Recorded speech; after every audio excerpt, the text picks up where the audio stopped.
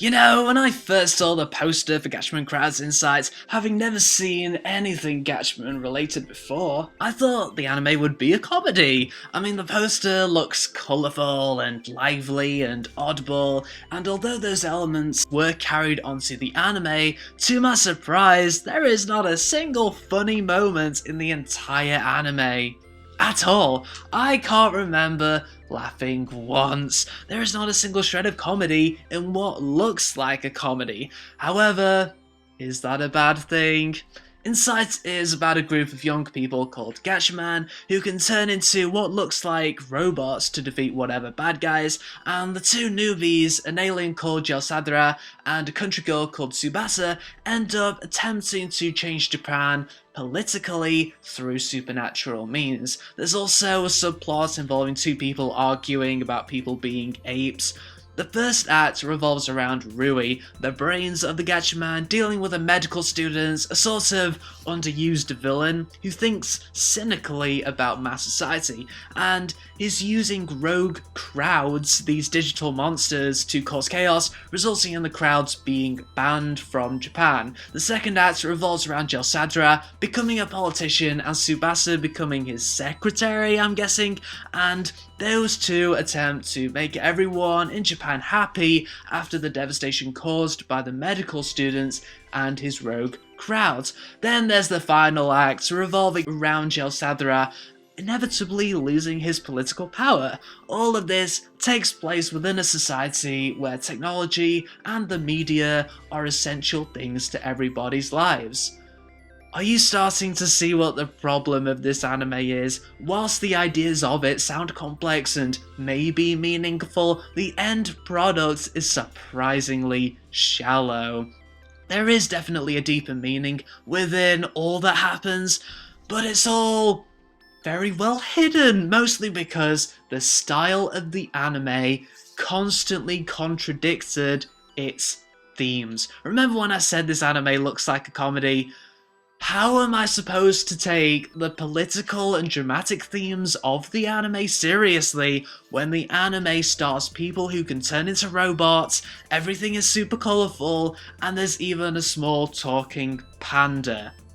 How? I would have preferred the anime to be more of a comedy drama without all the political stuff, as at least then I could believe in the material more. Yes, it's fascinating that people in Japan communicate mostly through social media, and everybody thinking one thing as a mass group is kind of disturbing, but it all takes place in this fabricated fantasy world, so all that social stuff ends up being truly difficult to connect with.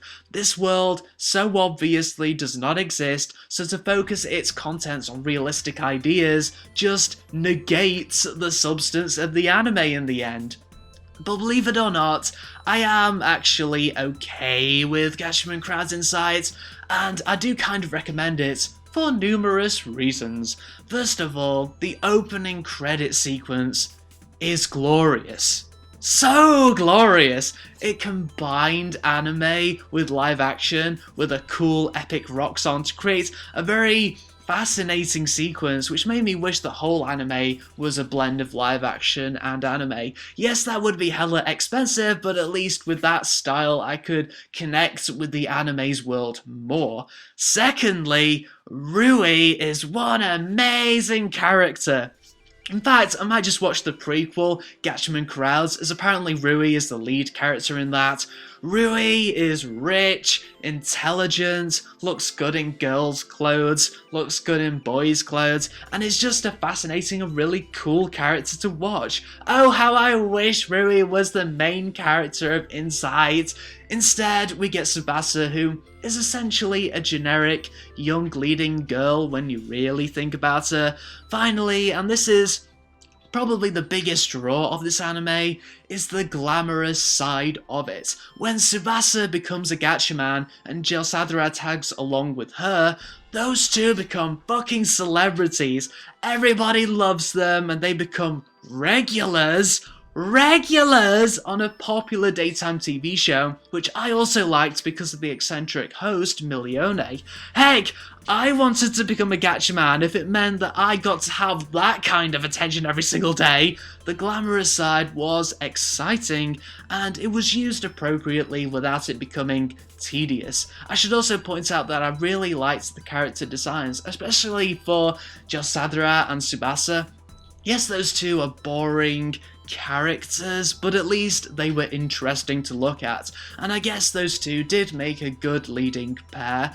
I wasn't the biggest fan of Hajime at first when she threatened to turn the nice pairing of Josadra and Tsubasa into a weaker trio, but Hajime thankfully stayed away from the leads, and her conversations with her literal internal demon were amusing, and the voice actor of said demon did a great job.